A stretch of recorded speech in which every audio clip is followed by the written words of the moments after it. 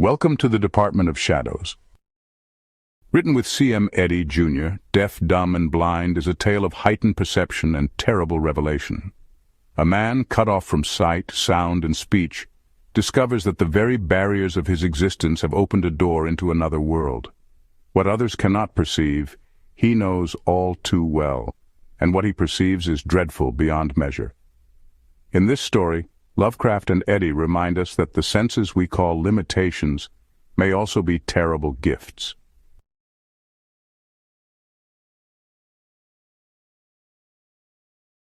A little after noon on the 28th day of June, 1924, Dr. Morehouse stopped his machine before the Tanner place, and 4 men alighted. The stone building, in perfect repair and freshness, stood near the road, and but for the swamp in the rear, it would have possessed no trace of dark suggestion. The spotless white doorway was visible across a trim lawn for some distance down the road, and as the doctor's party approached, it could be seen that the heavy portal yawned wide open. Only the screen door was closed.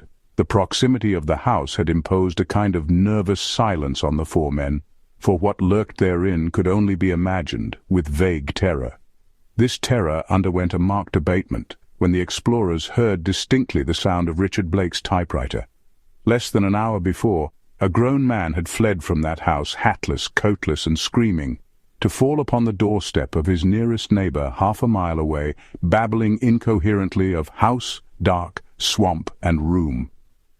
Dr. Morehouse had needed no further spur to excited action when told that a slavering, maddened creature had burst out of the old Tanner home by the edge of the swamp. He had known that something would happen when the 2 men had taken the accursed stone house, the man who had fled, and his master, Richard Blake, the author-poet from Boston, the genius who had gone into the war with every nerve and sense alert and had come out as he was now, still debonair though half a paralytic, still walking with song among the sights and sounds of living fantasy though shut forever from the physical world, deaf, dumb, and blind. Blake had reveled in the weird traditions and shuddering hints about the house and its former tenants. Such eldritch lore was an imaginative asset from whose enjoyment his physical state might not bar him. He had smiled at the prognostications of the superstitious natives. Now, with his sole companion fled in a mad ecstasy of panic fright, and himself left helpless with whatever had caused that fright, Blake might have less occasion to revel and smile. This, at least, was Dr. Morehouse's reflection as he had faced the problem of the fugitive and called on the puzzled cottager to help him track the matter down. The Morehouses were an old Fenham family, and the doctor's grandfather had been one of those who burned the hermit Simeon Tanner's body in 1819. Not even at this distance could the trained physician escape a spinal tingle at what was recorded of that burning, at the naive inferences drawn by ignorant countrymen from a slight and meaningless confirmation of the deceased. That tingle he knew to be foolish, for trifling bony protuberances on the forepart of the skull are of no significance and often observable in bald-headed men. Among the 4 men who ultimately set resolute faces toward that abhorrent house in the doctor's care, there occurred a singularly odd exchange of vague legends and half-furtive scraps of gossip handed down from curious grandmothers. Legends and hints seldom repeated and almost never systematically compared. They extended as far back as 1692, when a tanner had perished on Gallows Hill in Salem after a witchcraft trial, but did not grow intimate till the time the house was built, 1747, though the L was more recent. Not even then were the tales very numerous, for queer though the tanners all were, it was only the last of them, old Simeon, whom people desperately feared. He added to what he had inherited, added horribly, everyone whispered, and bricked up the windows of the southeast room, whose east wall gave on the swamp. That was his study and library, and it had a door of double thickness with braces. It had been chopped through with axes that terrible winter night in 1819, when the stinking smoke had poured from the chimney and they found Tanner's body in there, with that expression on its face. It was because of that expression, not because of the 2 bony protuberances beneath the bushy white hair, that they had burned the body and the books and manuscripts it had had in that room. However, the short distance to the Tanner place was covered before much important historical matter could be correlated. As the doctor, at the head of the party, opened the screen door and entered the arched hallway, it was noticed that the sound of typewriting had suddenly ceased. At this point, two of the men also thought they noticed a faint effusion of cold air, strangely out of keeping with the great heat of the day, though they afterward refused to swear to this. The hall was in perfect order, as were the various rooms entered in quest of the study where Blake was presumably to be found. The author had furnished his home in exquisite colonial taste, and though having no help but the one manservant, he had succeeded in maintaining it in a state of commendable neatness. Dr. Morehouse led his men from room to room through the wide-open doors and archways, at last finding the library or study which he sought, a fine southerly room on the ground floor adjoining the once-dreaded study of Simeon Tanner, lined with the books which the servant communicated through an ingenious alphabet of touches, and the bulky braille volumes which the author himself read with sensitive fingertips. Richard Blake, of course, was there, seated as usual before his typewriter, with a draft-scattered stack of newly written pages on the table and floor, and one sheet still in the machine. He had stopped work, it appeared, with some suddenness, perhaps because of a chill which had caused him to draw together the neck of his dressing gown, and his head was turned toward the doorway of the sunny adjoining room in a manner quite singular for one whose lack of sight and hearing shuts out all sense of the external world. On drawing nearer and crossing to where he could see the author's face, Dr. Morehouse turned very pale and motioned to the others to stand back. He needed time to steady himself and to dispel all possibility of hideous illusion.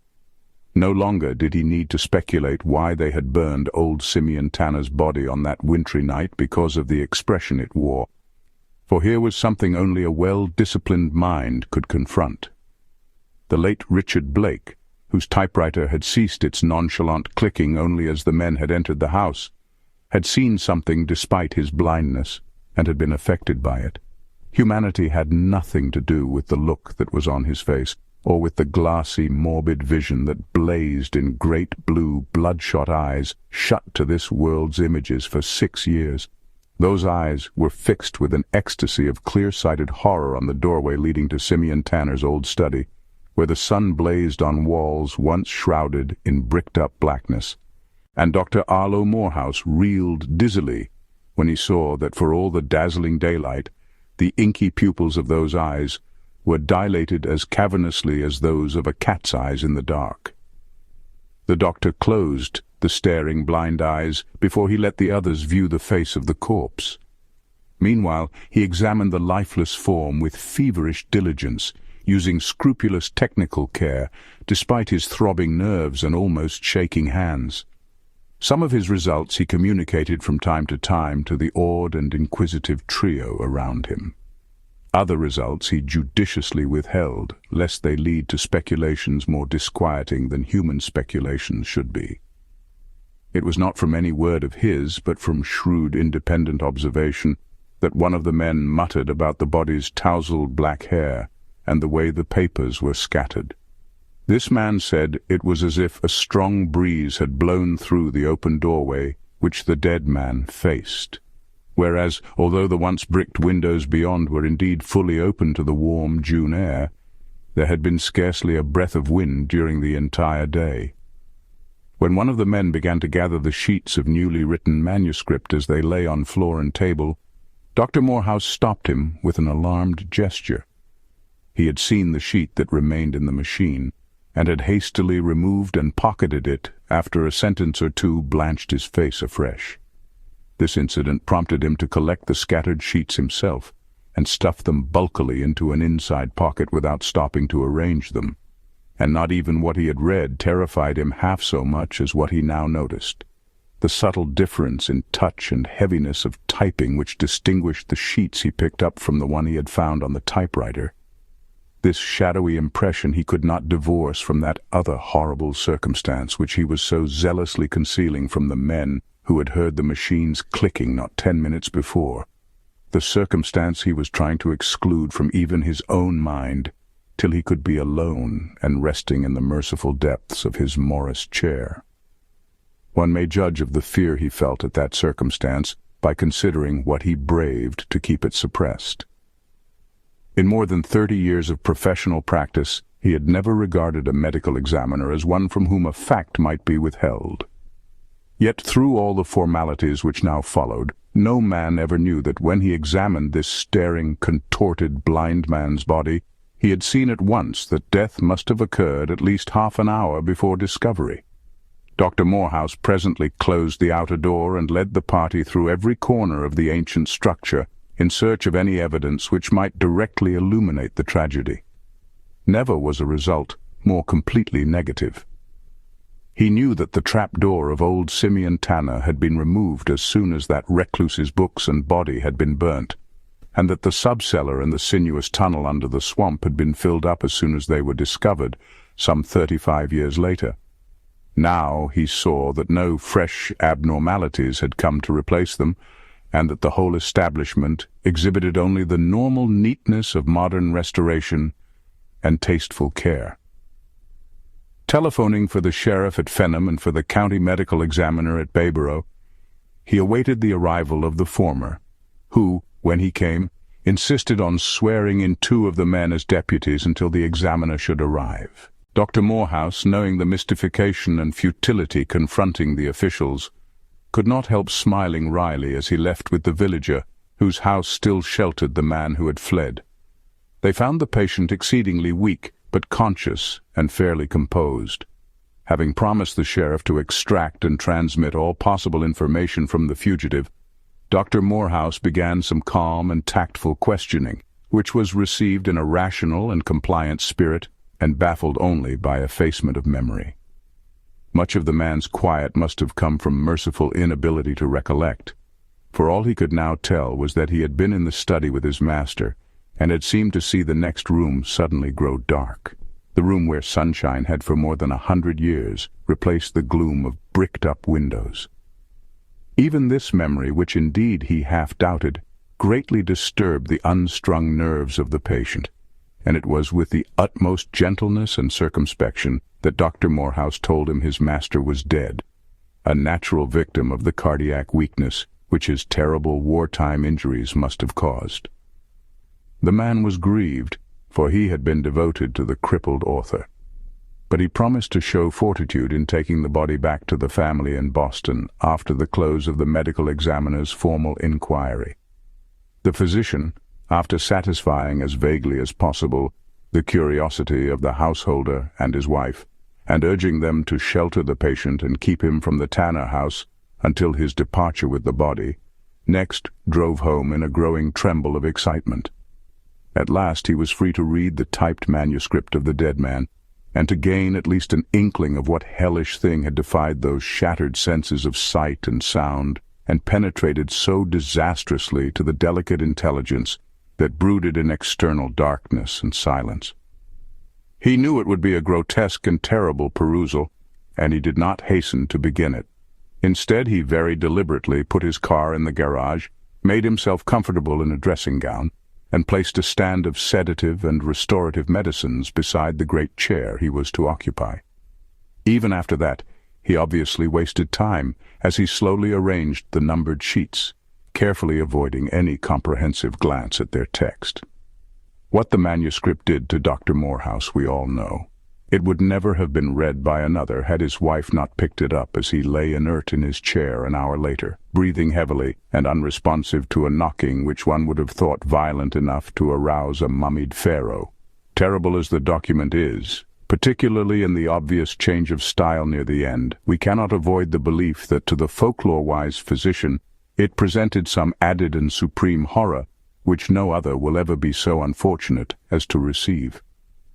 Certainly, it is the general opinion of Fenham that the doctor's wide familiarity with the mutterings of old people and the tales his grandfather told him in youth furnished him some special information, in the light of which Richard Blake's hideous chronicle acquired a new, clear, and devastating significance nearly insupportable to the normal human mind. That would explain the slowness of his recovery on that June evening, the reluctance with which he permitted his wife and son to read the manuscript, the singular ill grace with which he acceded to their determination not to burn a document so darkly remarkable, and most of all the peculiar rashness with which he hastened to purchase the old Tanner property, destroy the house with dynamite, and cut down the trees of the swamp for a substantial distance from the road.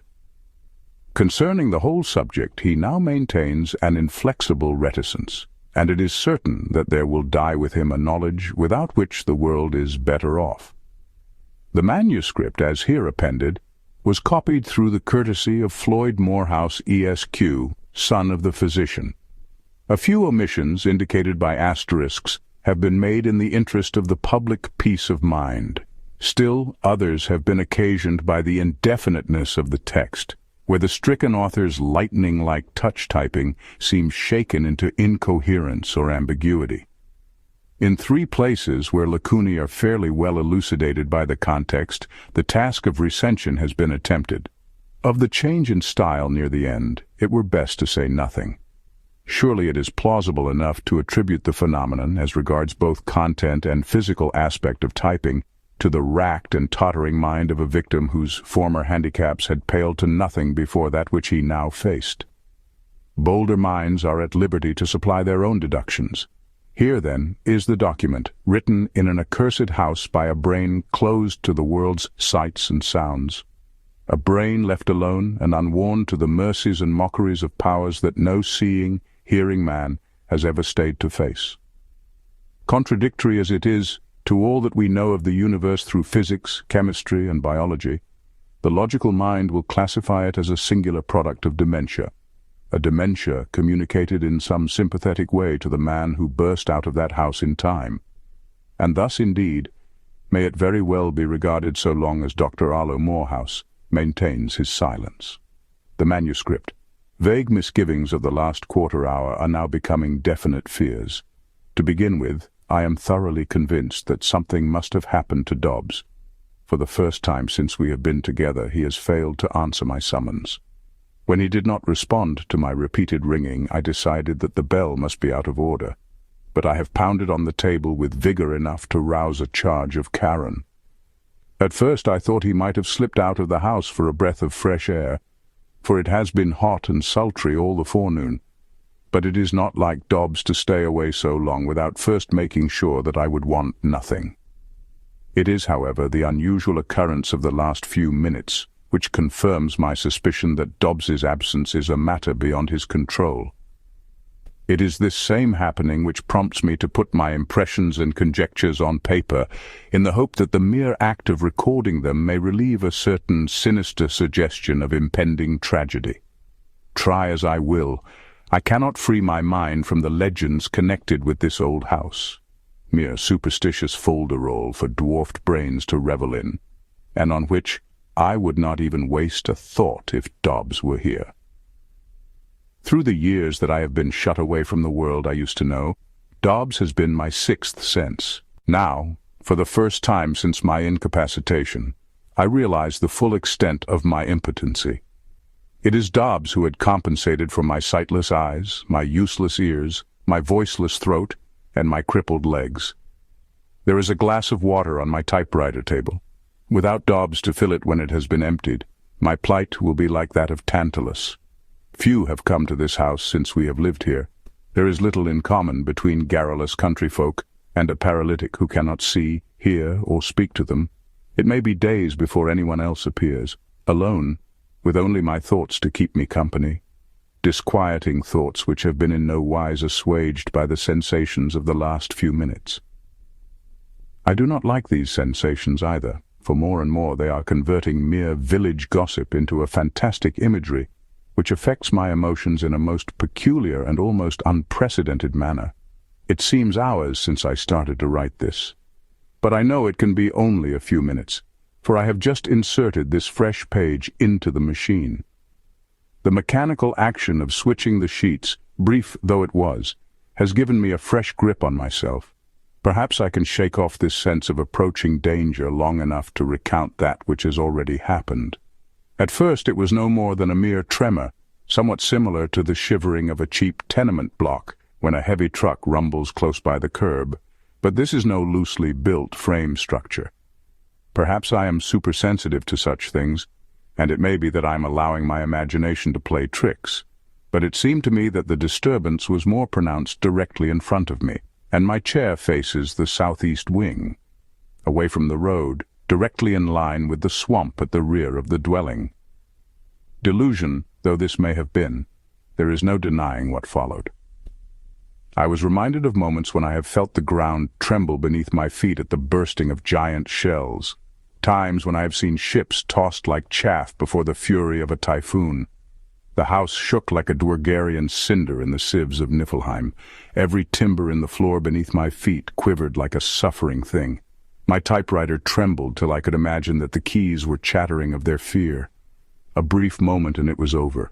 Everything is as calm as before, altogether too calm. It seems impossible that such a thing could happen and yet leave everything exactly as it was before. No, not exactly. I'm thoroughly convinced that something has happened to Dobbs. It is this conviction, added to this unnatural calm, which accentuates the premonitory fear that persists in creeping over me. Fear? Yes. Though I am trying to reason sanely with myself that there is nothing of which to be afraid. Critics have both praised and condemned my poetry because of what they term a vivid imagination.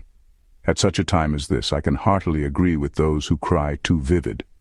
Nothing can be very much amiss or smoke, just a faint sulphurous trace, but one which is unmistakable to my keenly attuned nostrils. So faint indeed that it is impossible for me to determine whether it comes from some part of the house or drifts through the window of the adjoining room which opens on the swamp. The impression is rapidly becoming more clearly defined. I am sure now that it does not come from outside. Vagrant visions of the past, somber scenes of other days flash before me in stereoscopic review. A flaming factory, hysterical screams of terrified women penned in by walls of fire. A blazing schoolhouse, pitiful cries of helpless children trapped by collapsing stairs. A theater fire, frantic babble of panic-stricken people fighting to freedom over blistering floors. And over all, impenetrable clouds of black, noxious, malicious smoke polluting the peaceful sky. The air of the room is saturated with thick, heavy, stifling waves. At any moment, I expect to feel hot tongues of flame lick eagerly at my useless legs. My eyes smart, my ears throb. I cough and choke to rid my lungs of the ossipitian fumes, smoke such as is associated only with appalling catastrophes. Acrid, stinking, mephitic smoke permeated with the revolting odor of burning flesh. Once more I am alone with this portentous calm. The welcome breeze that fans my cheeks is fast restoring my vanished courage. Clearly the house cannot be on fire, for every vestige of the torturous smoke is gone. I cannot detect a single trace of it, though I have been sniffing like a bloodhound. I am beginning to wonder if I am going mad, if the years of solitude have unhinged my mind. But the phenomenon has been too definite to permit me to class it as mere hallucination. Sane or insane, I cannot conceive these things as aught but actualities, and the moment I catalogue them as such, I can come to only one logical conclusion. The inference in itself is enough to upset one's mental stability.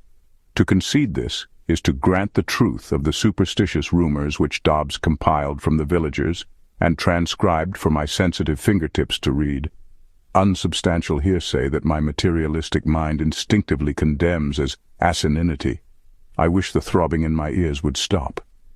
It is as if mad spectral players were beating a duet upon the aching drums. I suppose it is merely a reaction to the suffocating sensations I have just experienced. A few more deep draughts of this refreshing air. Someone is in the room. I am as sure I am no longer alone as if I could see the presence I sense so infallibly. It is an impression quite similar to one which I have had while elbowing my way through a crowded street. The definite notion that eyes were singling me out from the rest of the throng with a gaze intense enough to arrest my subconscious attention. The same sensation, only magnified 1,000-fold. What can it be? After all, my fears may be groundless. Perhaps it means only that Dobbs has returned. No, it is not Dobbs. As I anticipated, the tattoo upon my ears has ceased and a low whisper has caught my attention. The overwhelming significance of the thing has just registered itself upon my bewildered brain. I can hear. It is not a single whispering voice, but many. Lecherous buzzing of bestial blowflies, satanic humming of libidinous bees, sibilant hissing of obscene reptiles, a whispering chorus no human throat could sing. It is gaining in volume. The room rings with demoniacal chanting. Tuneless, toneless, and grotesquely grim, a diabolical choir rehearsing unholy litanies, paeans of Mephistophelian misery set to music of wailing souls, a hideous crescendo of pagan pandemonium. The voices that surround me are drawing closer to my chair. The chanting has come to an abrupt end and the whispering has resolved itself into intelligible sounds. I strain my ears to distinguish the words. Closer, and still closer. They are clear now. Too clear. Better had my ears been blocked forever than forced to listen to their hellish mouthings. Impious revelations of soul-sickening saturnalia, ghoulish conceptions of devastating debaucheries, profane bribes of Kabirian orgies, malevolent threats of unimagined punishments. It is cold, unseasonably cold. As if inspired by the cacodemoniacal presences that harass me, the breeze that was so friendly a few minutes ago growls angrily about my ears. An icy gale that rushes in from the swamp and chills me to the bone. If Dobbs has deserted me, I do not blame him. I hold no brief for cowardice or craven fear, but there are some things. I only hope his fate has been nothing worse than to have departed in time. My last doubt is swept away. I am doubly glad now that I have held to my resolve to write down my impressions. Not that I expect anyone to understand or believe. It has been a relief from the maddening strain of idly waiting for each new manifestation of psychic abnormality. As I see it, there are but 3 courses that may be taken: to flee from this accursed place, and spend the torturous years that lie ahead in trying to forget, but flee I cannot, to yield to an abominable alliance with forces so malign that Tartarus to them would seem but an alcove of paradise. But yield I will not. To die, far rather would I have my body torn limb from limb than to contaminate my soul in barbarous barter with such emissaries of Belial. I have had to pause for a moment to blow upon my fingers. The room is cold with the fetid frigor of the tomb. A peaceful numbness is creeping over me. I must fight off this lassitude. It is undermining my determination to die rather than give in to the insidious importunings I vow anew to resist until the end that I know cannot be far away. The wind is colder than ever, if such a thing be possible, a wind freighted with the stench of dead alive things. O merciful God who took my sight, a wind so cold it burns where it should freeze. It has become a blistering sirocco. Unseen fingers grip me, ghost fingers that lack the physical strength to force me from my machine, icy fingers that force me into a vile vortex of vice, devil fingers that draw me down into a cesspool of eternal iniquity, death fingers that shut off my breath and make my sightless eyes feel they must burst with the pain. Frozen points press against my temples, hard, bony knobs akin to horns. Boreal breath of some long-dead thing kisses my fevered lips and sears my hot throat with frozen flame. It is dark. Not the darkness that is part of years of blindness, the impenetrable darkness of sin-steeped night, the pitch-black darkness of purgatory. I see, spes mea Christus, it is the end. Not for mortal mind is any resisting of force beyond human imagination. Not for immortal spirit is any conquering of that which hath probed the depths and made of immortality a transient moment. The end? Nay, it is but the blissful beginning.